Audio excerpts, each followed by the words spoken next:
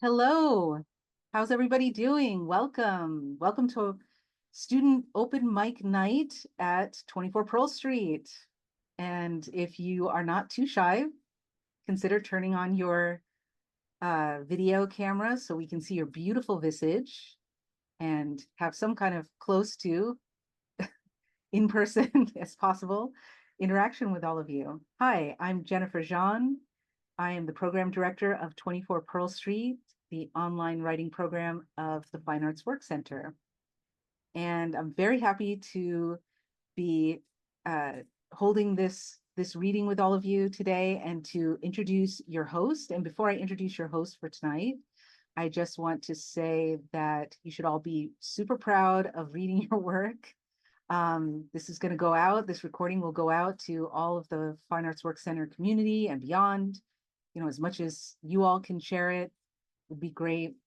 Let people know the great work that you're doing and about our 24 Pearl Street community. If you have any tech troubles, feel free to send me a direct message in the chat or to even email me if you really get knocked out of the reading. I'll be monitoring both things at the same time. And if you have any questions about 24 Pearl Street or Fine Arts Work Center at all, feel free to send me any kind of message, or if you have feedback about anything, send me that as well. I'm always open to hearing questions and feedback. All right, so I am going to introduce our wonderful host for tonight. It is the talented Brendan Constantine, who is a poet based in Los Angeles. He's the author of 5 full-length collections, including Dementia, My Darling, and Letters to Guns, as well as a new book forthcoming. I don't know if he wants to mention that. Coming out very soon from Red Hen. It is called, I have it in my head. What is it called? It's called The Opposites Game. The Opposites Game. I should know that because that's a wonderful poem of Brendan's. You should all check that out. I'll put that in the chat in a moment. So his work has appeared in Poetry Magazine, The Nation, Best American Poetry twice, Tin House, Poem a Day, and in numerous other journals and anthologies. He is a popular performer and has presented his work to audiences throughout the US, Europe, and his work. And he appeared on NPR's All Things Considered, in TED Ed Talks, in numerous podcasts, and on YouTube. He currently teaches creative writing at the Windward School and with the Los Angeles County Museum of Art. Since 2017, he has been developing poetry workshops for writers living with aphasia and traumatic brain injuries. So please join me in welcoming Brendan Constantine. Hello.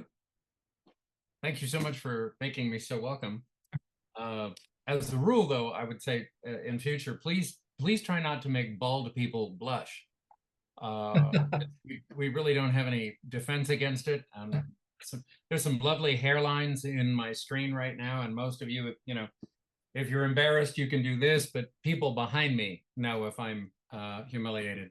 Anyways, thank you so much for coming and sharing your work this evening, and for making me so welcome. This is such an exciting thing to be able to do. Our poet laureate here in Los Angeles, Lynn Thompson, says, "You're not done until you read it." It's a very important part of the entire process. It's still part of the writing, is you're not done until you read it. And so how wonderful, to get to meet you this evening through your work, which is just a delight. Before I start the proceedings, I would like to just share one idea with you. I frequently get asked to visit different schools and offer like intro to poetry classes. And one of the first times I got asked to do this, I kind of panicked. I was in a room full of young people, and I'd been asked this question: what is a poem, or what is poetry? And in my nervousness, I started to respond with a bunch of just quotes that I'd saved up. And the quotes weren't making anything clearer. If anything, they were making it worse. I started with the famous sort of paraphrase that a poem was was an echo asking a shadow to dance, or Howard Nemeroff's observation that poetry was a means of was seeing invisible things and saying unspeakable things about them. And with each quote I threw at the classroom, I could see them sort of glazing over a little bit, and I really began to panic. And I got to Jean Cocteau's note in his diaries where he says, "Beauty makes us lose our heads. Poetry is born of this decapitation." And it was at that point that a 12th grader, who I'll never forget, a girl named Gabrielle Baez, said, "Well, I think people who write poetry give themselves a voice that no one would dare interrupt." And I'm, wow, that's incredible. I never saw that coming. And it's why I continue to teach in high schools, is that they routinely hand me my hat in the best ways. So this is an evening of uninterruptible voices. We're gonna go through a roster of names, and I'll introduce each of you. And please, please read comfortably. Please don't hurry through your work. This is the first time that a lot of these people in this class, or in this event rather, in this room, have heard you. And so please take your time reading, and give the reading that you want to give. Likewise, there'll be comments going through on the chat, and by all means talk to, please, give shout outs and snaps and praise to anything that moves you. If you want to reiterate a line that you just heard or that kind of thing, that's always welcome. Hopefully we'll be able to do this comfortably, and everybody will have a chance to read through once, and then hopefully do a kind of lightning round if you're still into it. So if any of you have a backup piece handy, something extra, please keep that handy, and hopefully we'll have time to just cycle through that. Is there anybody that is getting on a plane immediately after the reading? Is there anybody that's like, is there anybody in witness protection, perhaps, or anybody that needs to get off right at 7 p.m.? Okay, so so if we spill over a little bit, we should be able to do that comfortably. Let's see here. Okay, well, I'm looking forward to this, and I've been given a list that I think, at first I thought it was supposed to be alphabetical. This is not alphabetical. I'm not sure who chose the order of this particular list, so it's kind of lottery style. Is Cecile Mercado with us this evening? Is Cecile here? I'm looking around. Cecile?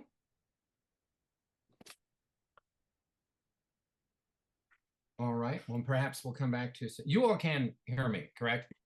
Yeah. Okay. All right. I teach in high school, and I'm very pleased to say that none of my students at the high school pranked me during COVID, but I did conduct a survey at one point. I said, "Now, are there any teachers here at the school with whom you did things like not tell them they were still muted and just sort of pretended during class that you could hear them, and not?" And there were a few confessions to that, but okay, but you can't hear me. So it's possible that Cecile is running late. So Cecile was originally going to be our sacrificial poet. She was the first name on the list. So that means I'm going to go to Jay now. Jay, I want to make sure that I'm doing justice here. Is it Bragan? Bragan. Bragan, forgive me. Bragan. Yes. That's all right. I'm sure you can appreciate, as Brendan Constantine, I've been Brandon Constantine for a long time, and so here we go. So Jay Bragan. Well, it is a pleasure to introduce you. Take it away, Jay. Thank you. I opened my window here. There's lightning out here, so I don't know if you hear some lightning. I don't know. Maybe it'll be to my benefit. So thank you everybody for listening, and I had a nice workshop with Jenny G and ekphrastic poetry that we were working on, and I have been writing poems. I have this big book of artwork. And so each morning I try to write a poem based on an artwork, and it's 30,000 years of art. And I'm about, I don't know, I just made it to like 50 ADs. So I've been working on these poems, but so I'm interested in you know, writing a poem about a work of art. And so I didn't choose this work of art. It was next in my book. And it's a fresco from Pompeii. And it's I don't know if you guys can see that. You know, there's some eggs in a pitcher, and it's, you know, some birds hanging on a wall, and it's a fresco that it wasn't so much the artwork, but it was the editor's description beneath it, talking about, it says that this is from this house of Julia Felix, the Praedia of Julia Felix, and she owned this entertainment complex in Pompeii. And this is like, you know, just before the you know, the volcano and whatnot. So a couple of reasons I thought, wow, when do you ever hear, you know, a female landowner and, you know, 50 AD, Julia Felix? They said this is, you know, so the Praedia of Julia Felix. And I just like the name Julia Felix. So I kind of was just playing with that. So sorry about the long setup there, but because it was an ekphrastic poem, I wanted you guys to know that that's kind of where this image came from. And I just wanted to make sure that I got eggs in there and a picture in there. There's some lightning for you. And a tassel cloth and all that. So anyway, this is called the Praedia of Julia Felix. And again, a Praedia is a house. Julia Felix can juggle eggs. She can. With slender fingers, she'll toss and catch what is delicate and warm. A quick party trick, Julia Felix, got me to sing in a silver pot down the marble halls. Julia, Julia, till the vowels tumbled out the portico into the night. Ooh-ya, ooh-ya. Wine poured into our mouths, cherry and smoke on the tongue. A taste of her voice, a laugh to scatter pheasants. And when she danced with a tasseled cloth, her coconut scent teasing out our quaking joy, Vesuvius too bellowed, Julia, Julia, from his fiery chest into the night, an inferno in our eyes, and shadows dancing wild on the walls, the myriad shapes of Julia, Julia Felix.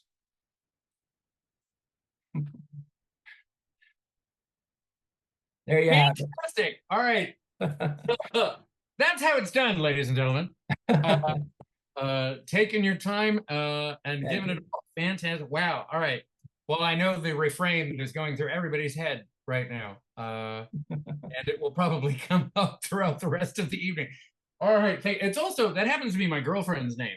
I've already had Julia going, and so this is, yeah, nice.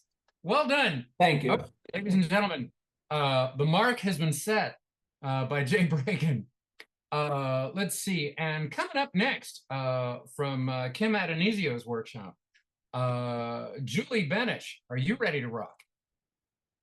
I'm ready. That was a hard act to follow. You know, I gotta tell you.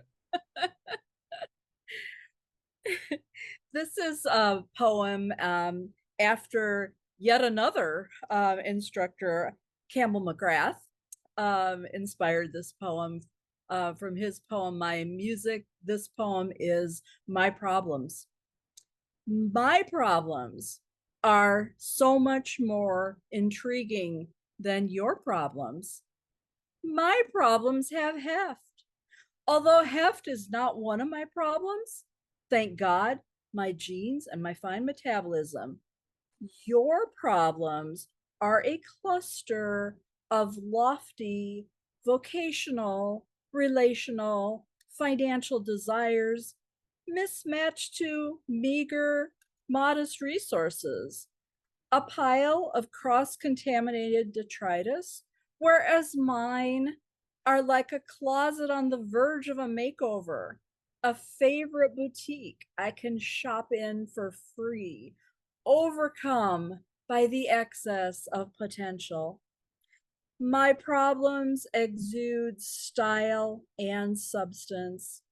People write plays and fight wars in admiration and lamentation of my problems. The Western canon is full of paeans to my problems. Your problems are a drawer full of busted can openers and rancid pecan shells left behind by peons. We've all got our problems. But would you even trade your homely problems for my comely ones? No, you would not. Such is the nature of our problems. Thank you. Way to own it, Julie. That was lovely. Yeah, full snaps, everybody. And what an amazing, what an amazing way to own oneself. I always think it's there's a certain amount of commendation that everybody in the classes do when you enter a poetry workshop, when you're and particularly when you're attending a poetry reading. It's a very simple thing, I think, nowadays. The word brave gets attributed to all kinds of things, but I do think it requires a certain amount of bravery to have this particular life and the life of the poet, and to put your work out in front of other people. And here's what I mean by that. Because, like, as with any art form, in order to do this well, you've agreed to have access to all of your emotions all the time. You've got to be able to access them all the time in order to do this well.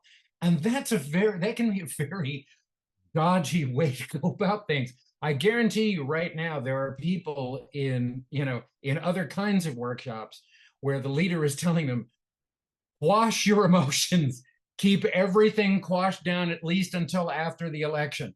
Don't, but poets have to be sort of at the mercy of it. Poets have to be able to get all of this and to access it at any given time, so that we can convey this to somebody else. And so thank you so much, Julie, for owning the problems. I'm also, you've got me thinking about two quotes. One from the writer Colette said a thing that I've always found very liberating in my classroom. She said, "The writer who loses her doubt should put down her pen." And I always thought, dang, that's right. It's always going to be part of it. It's always going to be an integral part of that process. Nelson Algren said something similar when he said, "The writer who knows what he's doing isn't doing very much." I think both of those things really sort of cut to it in the best ways. Thank you so much for sharing the problem, and yes, also I think the quote "My problems have heft" should appear on your business card beneath your name right there, and I think that would be amazing. Next up, and I just want to make sure that I'm doing justice here, Alvida Sofia Anaya Alegria from Kim Adonisio's workshop. I believe you're with us, aren't you? I think I see you here. Unless that's yes, Merry Christmas. There you are. Do you want to unmute yourself Well, that's me. Yay. Now, of course, there is no pressure. All anybody asks is that you totally astonish us. So are you feeling like you got it? Yes. Rock and roll. So I was in Kim, I don't know how to say her name right. Adonisio's sonnet right. class. Okay, wonderful.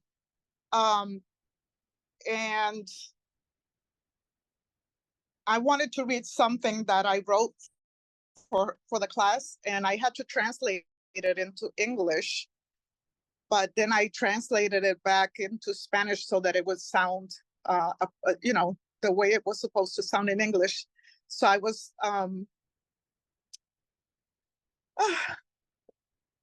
okay.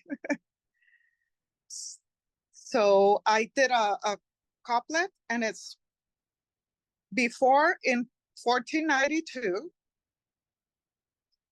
even the guardians rose. Oh, where is the warm ocean? My body has turned blue. Are you going to be white too?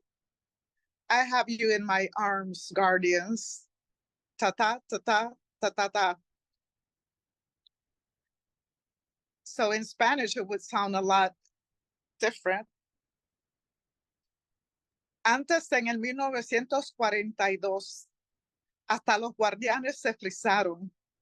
Oh, cuánto y qué caliente está el océano. Mi cuerpo se está sintiendo azul y blanco también. Y te tenías entre mis brazos con los guardianes. That's it. That's beautiful. That was astounding. That was a beautiful, beautiful poem. Oh my gosh. I was yeah, I couldn't even get like to typing a quote into the chat fast enough. That was lovely. Although you have a nice response here. Qué bonito, sí. Gracias por compartir. That's lovely. Fantastic. Thank you so much for taking us through that. Things are moving right along here. I suspect we definitely are going to have time for another round. Holly Woodward, are you in the house? Yes, There you are. What do you got for us this evening? Hi from Costa Rica, Pura Vida. And I wrote a very short poem in Dorian Lau's class. It's very narrow. It's called Not to Worry. You know, our Milky Way will collide with a galaxy flying by. Oh, wait. If Alvida could mute, we wouldn't have that feedback. Oh, yes. Got it. Great. Sorry, I'll start over. Not to worry. You know, our Milky Way will collide with a galaxy flying by, 400 billion stars.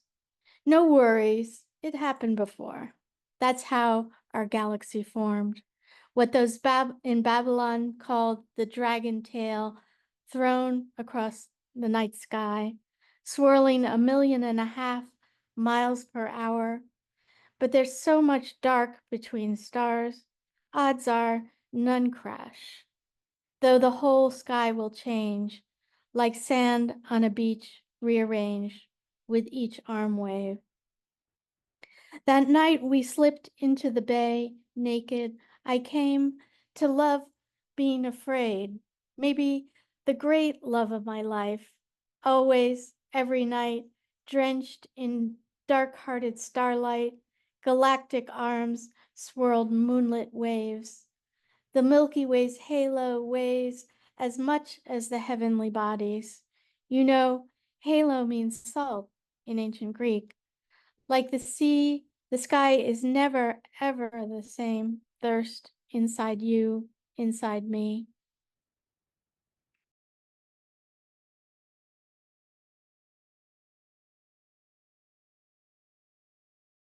That was beautiful. That was that's stunning. Oh yes, and I guess Kate and I are on the same page about favorite lines. Drenched in dark-hearted starlight, Kate wrote it. That's what I was gonna type. Yeah, that's always magical when that happens. Wow. Okay, this has already been a dynamite lineup here, and thank you so much, everybody, for, as I said, just reading your work clearly and confidently like this. This has been great. You honor your work. Let's see. Anuradha Vikram. I've got you Hi. on my magical list. Hi. You think you might have a poem for us? I can read a poem. So I did 2 workshops. I did Alicia Abbott's writing about ghosts workshop called It Came From Inside the House. And then I did Keisha Cooper's sex poetry workshop, which was like a short writing sprint. So I guess since we're doing poetry, I'll read the piece from that now. Although I assume that I'm in the sequence for Alicia's because that one was first. So, but that's okay. Yeah, that's what I've got you. Okay, so this piece is called The Brag. The setup for this is teenage desire. That was the prompt. The Brag. Jason wouldn't stop bragging about the biggest closet at Vassar, so we decided to test it out. There were 8 of us in the room and only 2 in the closet. How else could it go? You 17, me 16, short king. We're about the same size and weight. You're wiry and strong, tightly wound but loose in the lips, and you never take off your boots, even to fuck. In the dark, there's no room for anything, but we give it our best attempt. Fingers in holes, tongues in ears. We were never lovers, but we played at it like children play house. I don't know how to make my own body speak if you don't know what you want your hands do, but I'm not yielding, though I think I want to. 2 loaded pistols firing into an empty space.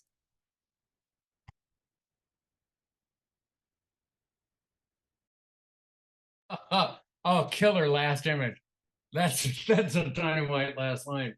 That was great. Of course, that's been you know, here's the $30,000 piece of advice. We always think that it's starting the poem that's difficult, but of course it's the ending. You know, I had a conversation with Ralph Angel years ago, and he said, you know, the hardest part of a poem is how the hell do you get out of it? And that closing image, that last picture, that last metaphor that you put in the reader's face will always be a kind of filter through which the entire poem is drawn. There's nothing you can do about it. Choose the right closing image, everything is raised to distinction. Choose the wrong one, you may wipe out the entire piece. That was beautiful. I love that closer. That was really dynamite. Thank you so much. A round of applause, please, so much for everybody that has read so far. We've already had 5 readers. And you guys are blowing the doors off here. This has been really, really good. I mean, it's just the pop flies are really popping. The images are really, really vivid. This has been cool. All right. So I'm gonna bring up our 6th reader, who I believe is coming to us from Martha Rhodes' workshop.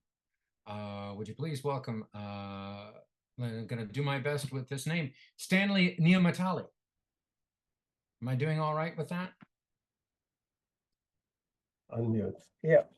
And this is from Martha Rhodes' workshop. And basically, it's working in a poem with her. So we bring a rough draft and then, you know, we work on it. And this one is called Self-Repair. After the neap tide washes, a battalion of blue crabs invade the mud flat. Eyes, erasers on pencil stubs, wiggle as if in a scribble. Seeing my shadow, they crisscross in confusion, their dimpled retreat to the mangrove, scuttling into their gulping haven. Prone, sinking into the thick mud, soothing flesh, my body's fever cools as my hand's dark intent burrows into the sanctuary. In to my shoulder's hilt, my fingers flail in the sanctum's fluid. The crustacean's frightened digits go fetal with my probe. Withdrawing, my desecrating hand, foul forceps, unfolds. I behold his creation, mud called in the cradle, and lay it at the lip of the silent river.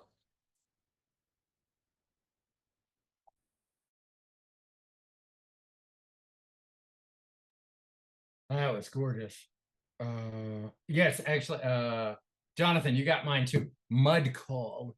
What what a great phrase that is. That's really lovely. Yeah, ooh. That's I can feel that one. And I can feel it on my hands. That's great. Oh, Stanley, that was gorgeous. Thank you so much for that. Did you want to say anything more about, you were saying that this was written in a form that you shared with her? Yes, you know, it's a kind of rough draft, and like, you know, you're always uncertain about what you're doing. So we had a workshop, and you know, we read our poems, and then she gave suggestions. and to make sure that the order is correct, and we worked on it. And like normally when we write, we sometimes tend to do things chronologically, and she just turns everything upside down.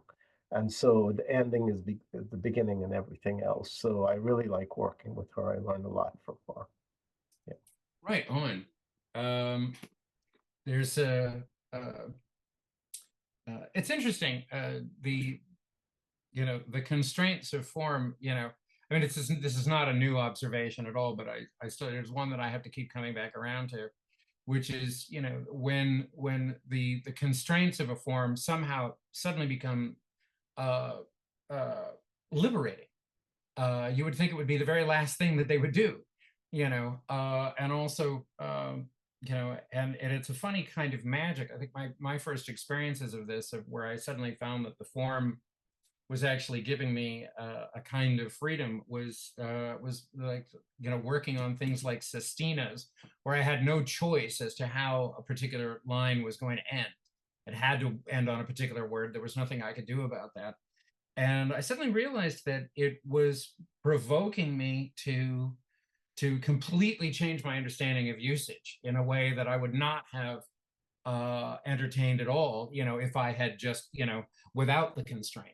That the constraint was forcing me to suddenly, consider turning a noun into a verb, or turning, or using a verb as a kind, to substitute as a kind of color, or those kinds of things that all came about through the restraints and constraints of form, in an interesting way. It's a funny sort of magic that takes place. Let's see, coming up next on my list here is from Alicia Abbott's class, Kate Sanchez.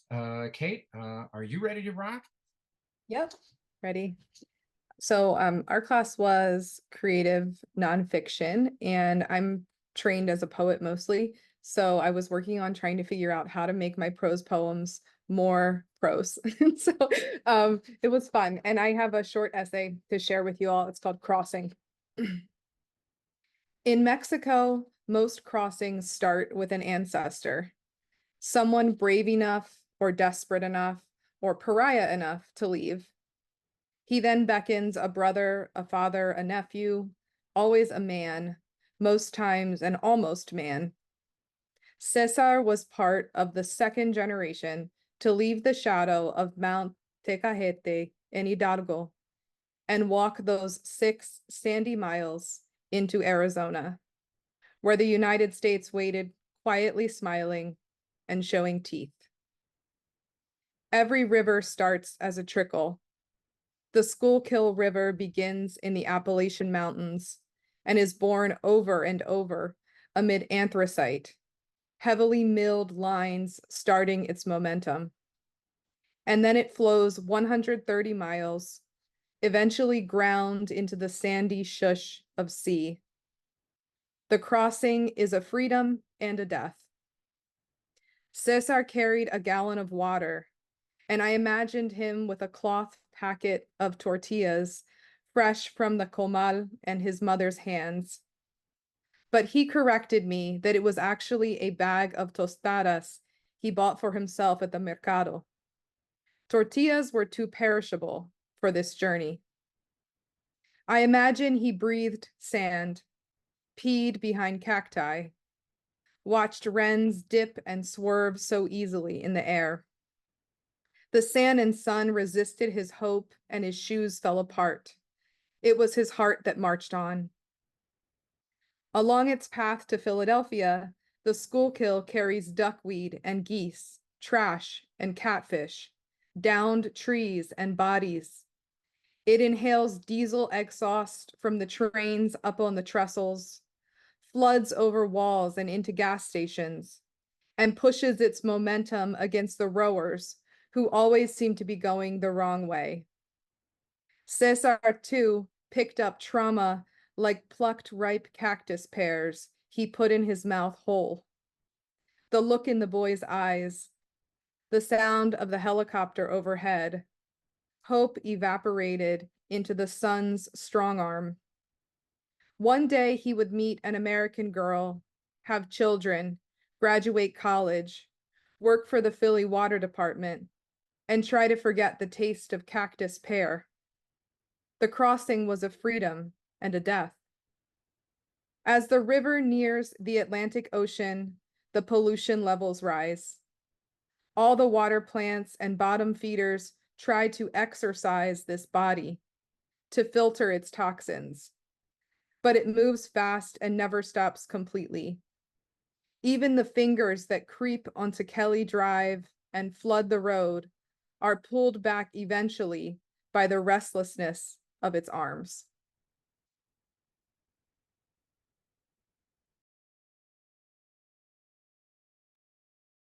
Damn. Also another dynamite closer there. I've been my keyboard has been fighting back while I tried to type out picked up trauma like plucked ripe cactus pears. I suspect I'm not the only one who zeroed in on that line. That was lovely. This has been a really powerful reading so far, I've got to say. I've had my poetry reading this evening, and we've still got a couple of readers left to go here. Fantastic. So in the second half, we started with Stanley. We heard from Kate Sanchez, and now we're going into Christine King from Melissa Stoddard's workshop. Christine, you with us? Is Christine King here? Christine, is it possible that you're in witness protection and are using a different name? Is that possible? Okay. Let's see here. It's possible that Christine is in Jehovah's Witness protection, which is a separate thing. You actually have to go door to door and say that you're somebody else. So she might be out doing that right now. I didn't say that. Caitlin Rivas from A Bear Hoax Workshop. Caitlin, are you with us?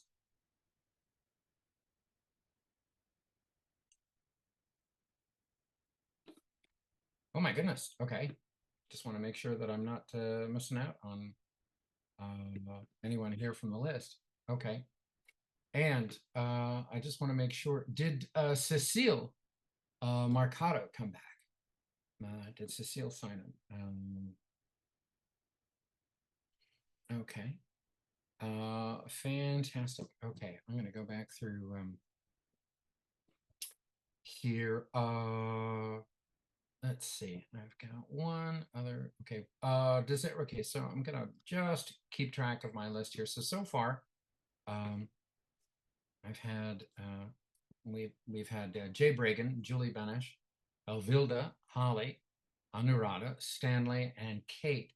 Also signed up on the list were Cecile, Caitlin Rivas, and Christine King, who don't seem to be here. So that is going to give us a chance to do our lightning round. What I'd like to do, though, as a kind of segue into the lightning round here, I do have one quick request here. Cheska, are you there, and are you able to turn on your camera? Yeah, hold on a second. I have my internet's not strong, so it's better if I don't have a camera, but I try it with it. Okay, hold on.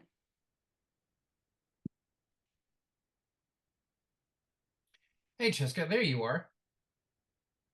Hi.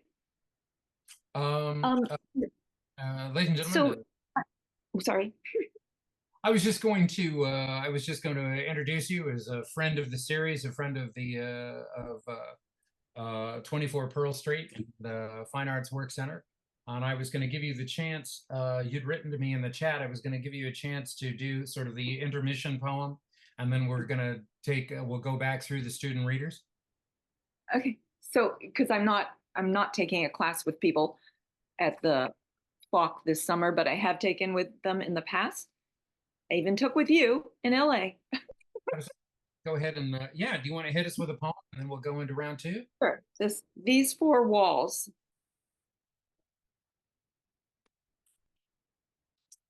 Sorry about that. Cheska, I'm not sure what happened. It looks like suddenly you're muted. Do you want to start again? It just sort of did it automatically. I didn't touch anything. Okay, I'll try it again. These four walls are getting small, and still I am lost.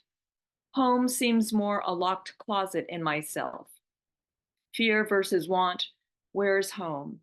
I want to wander away from my garden, listen to foreign bees speak the dialect of their region, sip grappa or Turkish pomegranate tea, or something I mispronounce, lose more of myself that was never found. Is it too late to be a nomad? Can home be whatever jacket I put on, my shoelaces hugging whatever next step I take? I've been mean to myself, kept myself from myself, sought a shadow for companionship when there is a form right here that I'm in. But I want someone to share it with, pipes the old argument, or I don't like to eat alone. I have always been alone, even in my 90-year marriage, even when my infant son clung to my neck and showered me with butterfly kisses. I have yet to find myself my best friend. The little person inside the head reminds, I will die alone, but if my heart is swollen with love, it really doesn't matter. So be it. In my last third of life, I bow down, work to emulate that fearless lizard the size of a teaspoon who faced me as I shooed her from the front door, her thimble mouth bearing sesame seed teeth, holding her claim of my stoop, her pea-sized heart a soldier's field of desire.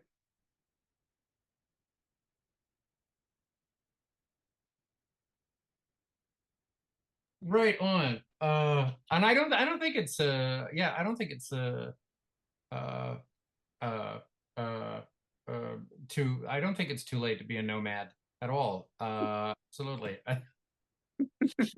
Fantastic. Thank you so much for that.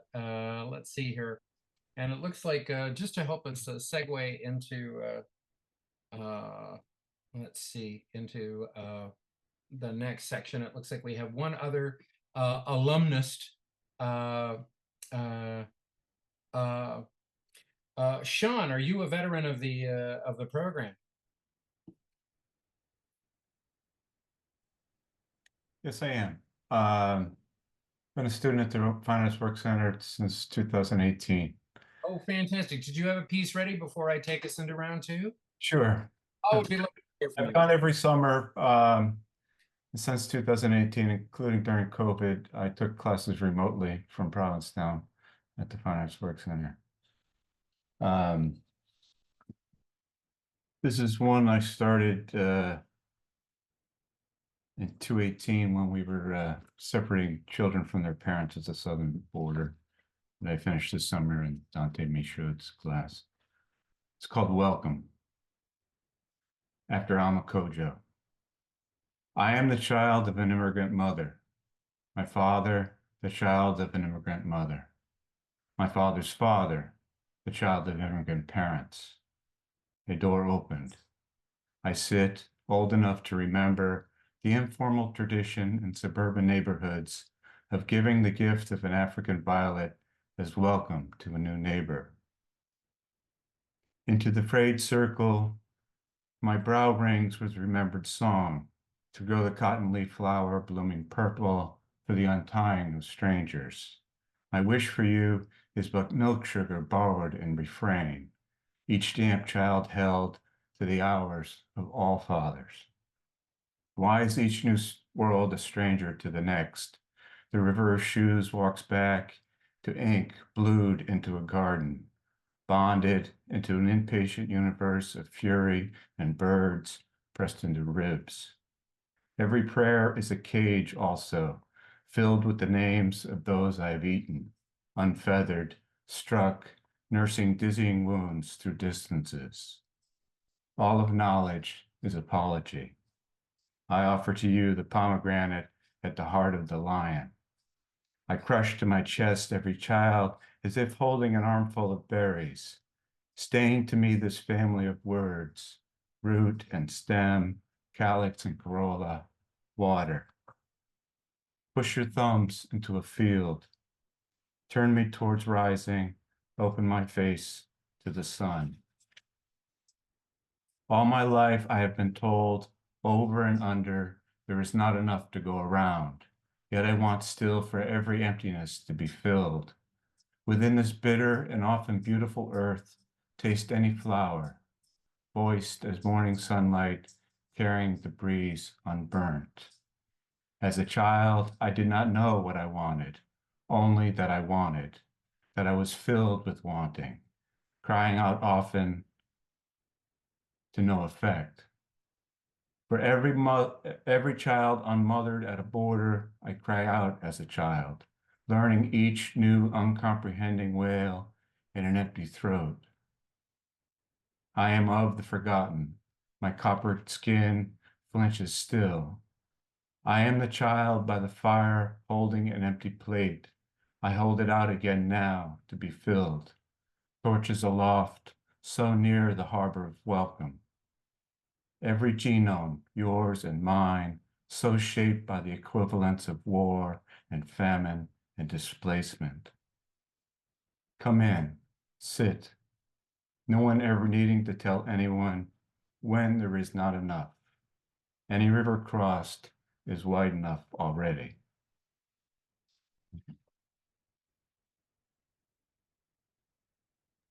Any river crossed is wide enough already. That was lovely. That was a dynamite way. Thank you so much to Cheska Brenner and Sean Foley for being our sort of linchpin that get us around, that sort of swing us into the second section, and for coming back and continuing to support this series of workshops. That's fantastic. That line, which I'm not the only one to have picked up on, all of knowledge is an apology, got me thinking of something that I was talking about with a friend the other day. He said that knowledge was knowing that tomatoes are a fruit, and wisdom is knowing not to put them in a fruit salad. And that's really the difference there. Thank you so much for that. Okay, we're going to swing it around. If you're willing to keep playing with me here, I'd like to go right back through our roster one more time, starting with Jay Bragan and ending with Kate Sanchez. Are you guys ready to do that? Does everybody have a second selection with them, and we can do this?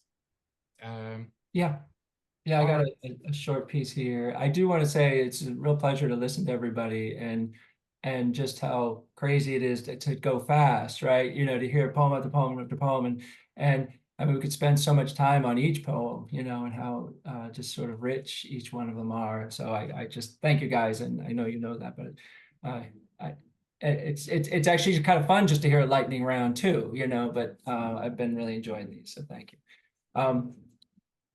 Another ekphrastic poem. So I wrote this poem about a pot that was from Thailand in I want to say around 250 AD, and it's called the Bon Chang jar, And I mentioned red on buff, and that was a style of these wonderful curvy red and clear lines, like it's like pot. Picture a pot with these sort of swirling red lines on it, and it's very ancient. So it's called the Bon Chang jar. Here's an earthen thought: put death in a pot with nowhere else to go, and trace designs, a red on buff free flow, you know, like a day with no plan. You can curve and curl as you see fit. 1,000-mile glide this way and that till you lose track and forget what's inside.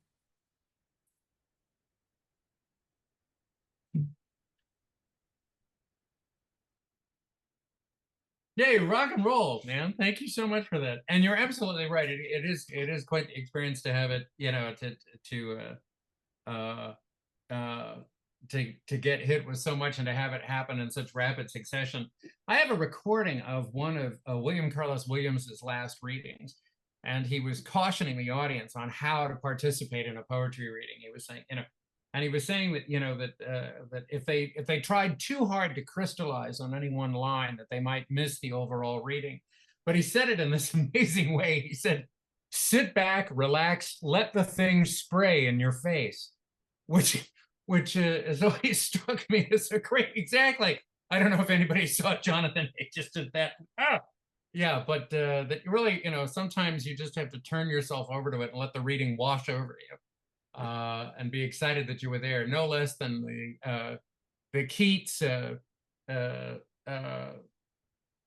definition of you know, of what a poem was. The experience of a poem was that, you know, he said if you went swimming, you know, you didn't go out, you know, into a river or a stream, get in the water, swim to the other side, and get out. That wasn't swimming. Swimming was dwelling in the water. Swimming was being in there and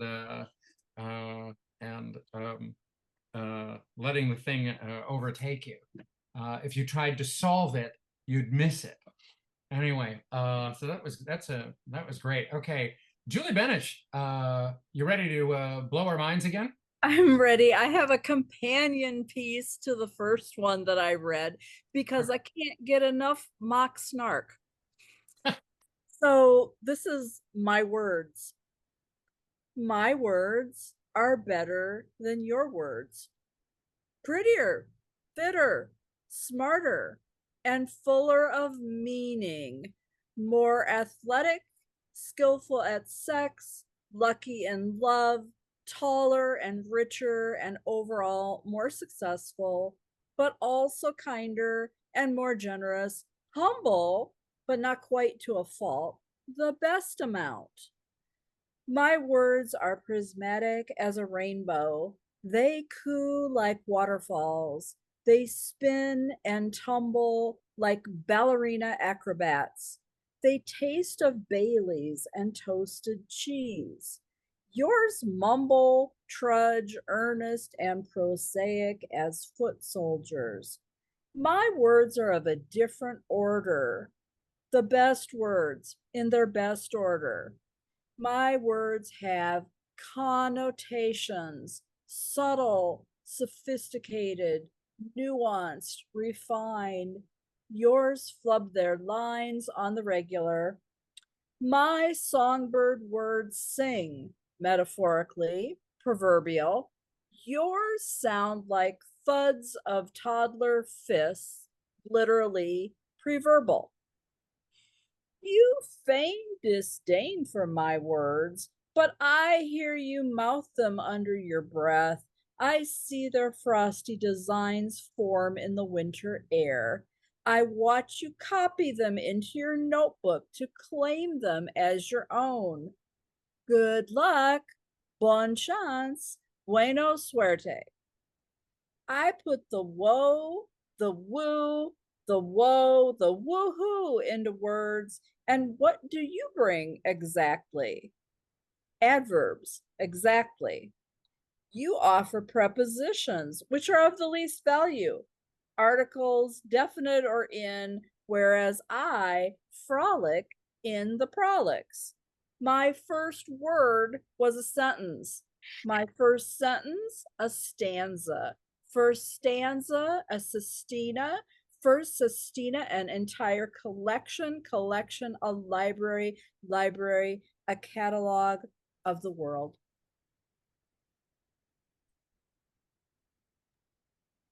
Not just frolics in the prolix. That did not just happen. Oh, okay. Also, I have to say,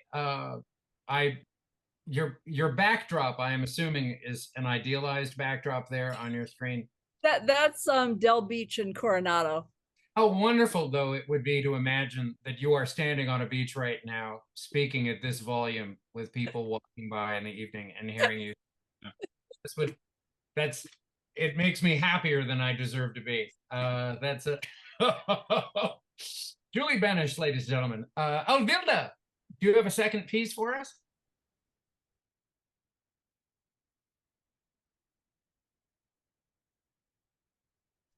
Yes, I do. And you mentioned William Carlos Williams.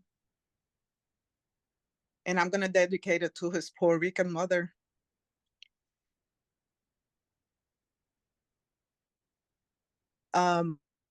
It's titled Dos Soles. Estoy escuchando tu luz, escaneando animales humanos, flores, riberas, océanos y árboles.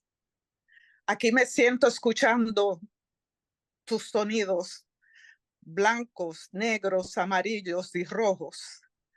Los negros, los brown de África, los oro, los amarillos, los verdes del sol. El sol indígena de la sangre de las 7 generaciones de nuestra sangre taína. Te escucho mientras tú mueves los átomos, las moléculas del aire y la atmósfera. Te escucho cuando tocas lo caliente, lo tibio, las aguas y enseñan sus caminos. Te escucho cuando te levantas y cambias en el horizonte simultáneamente al cruzar el infinito con tus rayos preciosos, a la vez bloqueado por el deseo y por tomar la libertad de nuestras tierras. Te escucho parado de una forma que no se refleja porque da contra la muralla y el concreto que está detrás de ti y enfrente de mí. Two suns, anti-crepuscular and crepuscular rays, a perpendicular mirror. I sit listening to your light, scattering animals, humans, flowers, rivers, oceans, and trees. I sit listening to your riveting black, yellow, and red pigments, the black and brown Africa, the gold, yellow, green sun, the red indigenous blood of our 7 generations of Indian blood. I listen to your moving through atoms, gas, molecules, the atmospheric haze filters. I listen to you when you touch the hot, warm water droplets, revealing your pathways. I listen to you when you rise and vanish in the horizon, simultaneously across infinity, casting your elongated rays, blackened by greed and bare ancestral bodies and land. I listen to you standing among the non-refractive brick and concrete that lies in front and behind me. Yet you manage to touch me and converge by the receding point into a distant closeness.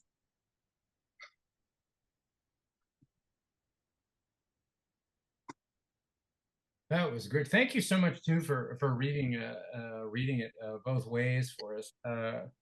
I was so caught when you were first summoning the colors the first time through, and it's interesting. There are certain nuances I think sometimes that can get lost in translation. So I love it when the poet does their own translation, because it's so easy to lose things. But when you were summoning the colors, I always love when a simile or a modifier totally surprises me. And in English, you had given us the gold, yellow, green sun.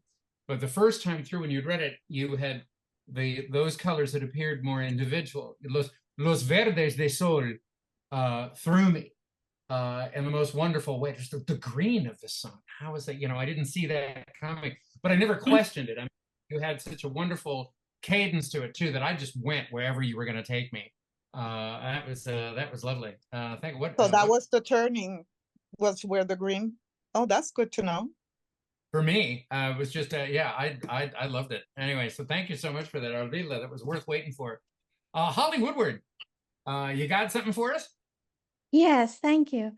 But if Alvida, you might want to mute. Yes, because our computers don't like each other, apparently. Thank you so much. That was wonderful. Never grow old. Woman behind me on the bus would not stop talking to the stranger, who surely regrets that she sat next to her. She speaks, then sobs, then goes on to the next part of the tragedy. More sobs, more and more sobs. I can't understand what she says with all her teeth gone. Note to self, floss even when drunk. 20 minutes, I shoot her a look. Give it a rest. At last she stands and a man announces, "The old woman wants to get off." She balks, hands on bony hips. "I am not old." Everyone laughs. She stops to admire my face. So pretty. I hang my head. She skips down the steps and runs past young men who trudge to their desks.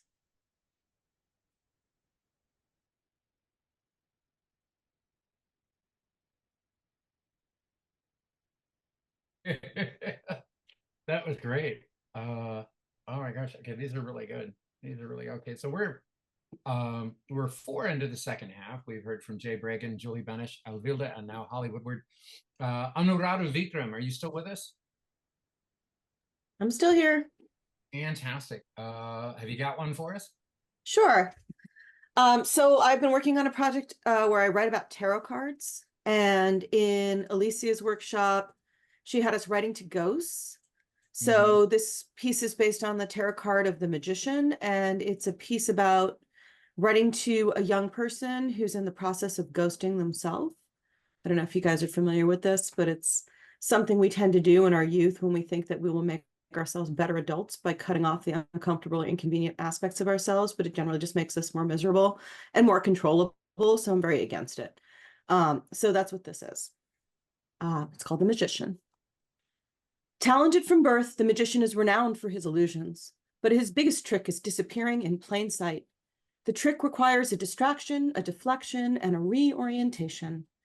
First, the distraction, fascination, flirtation, coming in hot, angling for an outcome. Then the deflection, the prize is insufficient, the outcome inadequate. Finally, the reorientation. Nothing's right, solutions are elsewhere, and all the problems are here. Watch him pull a David Copperfield, but instead of the Statue of Liberty, it's the magician himself backing quickly away as the audience admires some sleight of hand in the foreground. No commitment, just talent. Never have to see your own face. The great men of history fed the poor and comforted the downtrodden, but they were universally rotten to their close friends and intimates. Gandhi's son Harilal, later Abdullah, deeply resented his father's disinterest. As an adult, he loved sex and British import goods. Gandhi the elder would lie with teen virgins at night to provoke desires he could then suppress in the name of divinity. He would wear scratchy homespun cloth to make a political point in contrast with his comfortable life as a lawyer. Heroes are also liars and perverse. Women are objects that teach men about themselves. It's just immaturity now, but if you dig in and make it your personality, it becomes a character flaw. You can meet your demons in your 20s, or you can run for another 20 years. They don't get tired and they don't get smaller, but you do. You get tired of running and of making yourself small to fit in. By then, you barely recognize the person you might have been. The possibilities they had seem out of reach. My mother had a beautiful singing voice that I remember from when I was a child. My father and their friends loved to sing. Singing is how my parents met. But at some point, my mother stopped. Now her voice is always strained with tension. She can barely squeeze out a note. I heard my mother in my voice when we were talking. She came out when I realized that he'll never accept my gift, the one he asked for, lobbied for even. He's purged himself of any need. The magician makes the song disappear. May he conjure the thing that feeds him and makes him want to stay when things get real. I hoped it might be love, but I made that look too easy. It's not as cheap or as plentiful as one might think. Maybe his thing is saving the world, or maybe that's another spiritual bypass to avoid working on himself. It's a popular one. One marvels at the speed with which beauty is eclipsed by a lack of care. Another sleight of hand executed with a flick of the wrist.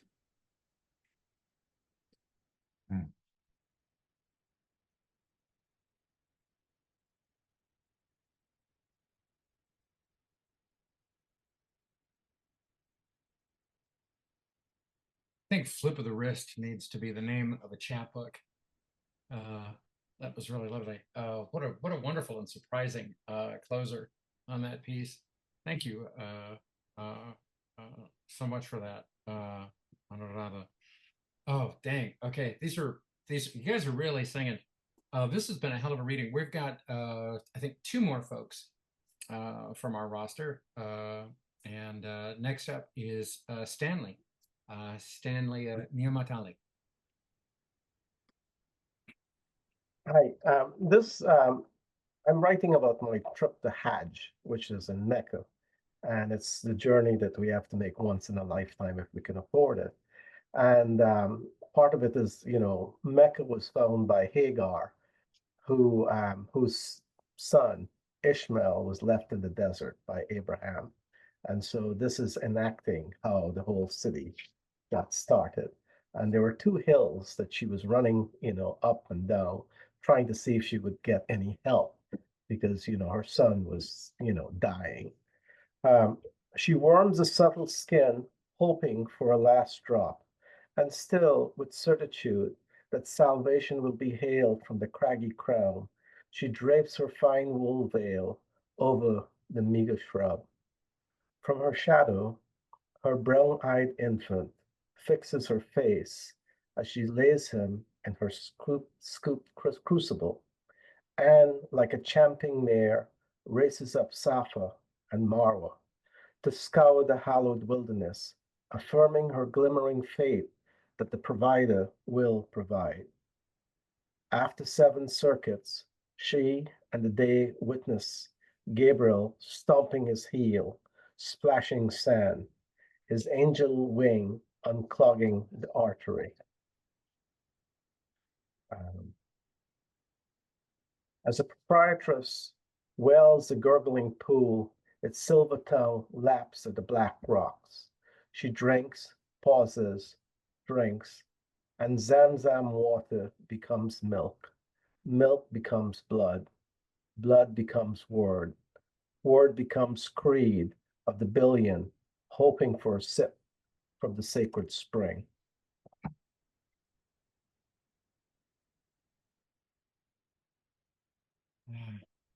You all seem to have drunk from the sacred spring this evening. It's and we are all wonderfully drunk for it. Stanley, that was gorgeous. Thank you so much for that. All right, believe it or not, thank you all, by the way, for hanging in. And I know that Jen is grateful too. Joins me in this, that you all hung around for a second round. We have gone over time. We've gone longer than we said this event was going to go. We've got 1 more reader left. And so I just want to get in my thanks to all of you for making me so welcome and for sharing your work and for continuing to do it. Please do not stop. We need you. We need you. There are less than 300 words in Hamlet soliloquy, less than 300 in the Lake Isle of Industry. But there are 16,529 words in the U.S. Department of Agriculture's directive pamphlet for the pricing of cabbage. We desperately need people who use the language well, and that's you. So sending us home this evening is the dynamic Kate Sanchez. You got a closer for us? Sure. And thank you for hosting, and thank you, Jennifer, and thank you all of you. I really feel amazing and inspired tonight. Thank you. Continuing from the theme of my other one about crossing the border, my husband crossed 23 years ago, undocumented. In 2020, he became a citizen. And 3 months ago, his mother was able to cross for the first time with a green card. So excited about that. This is called, after 3 months of just meeting my suegra and my mother-in-law and spending time with her, this is called Ode to My Suegra. I feared I put too much garlic in the beans and too much pepper into her son, who had already walked those 6 Arizona desert miles, too many teeth biting back. I feared my amor was not enough to massage and soften her cracked farm hands, but they held enough desert nights to know how to calm my son at 3 a.m., to show how much caldo to add to the rice, to carry book bags and stroller up the hill to the school and back down to the river again, to raise them from our Philly stoop in the madrugada and whisper, te quiero, to the moon. Te quiero. Oh, yes, yes, absolutely. That's gorgeous. Thank you so much, Kate. And thank you so much to our incredible lineup of readers, Jay Bragan, Julie Benish, Alvilda, Holly, Anurado Stanley, and Kate, and our special guests, Cheska and Sean Foley, reading this evening. That was a wonderful surprise. Thank you so much. I'm going to turn it over to Jen, who I know has some closing announcements. And hopefully I'll get to see all of you at another 24 Pearl Street event. Thank you so much, Brendan, and everyone. Wow, I never get to hear people's stuff or read their stuff until we have one of these nights. So I'm really happy you all were brave and all that, not just brave, but vulnerable enough to share your work here in this space. I just want to encourage everyone to, give feedback to me, as I said in the beginning, to send your thoughts about our programs. We're always trying to expand and have more free events for folks. So send your ideas and send ideas for faculty too. Anything you have, we're open to listening and considering.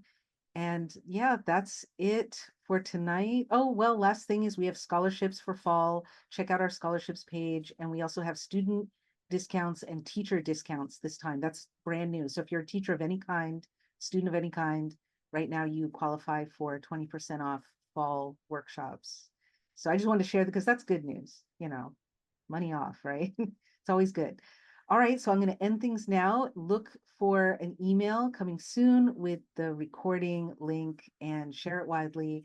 And happy writing. Have a good evening, everyone. Okay, take care. Bye-bye.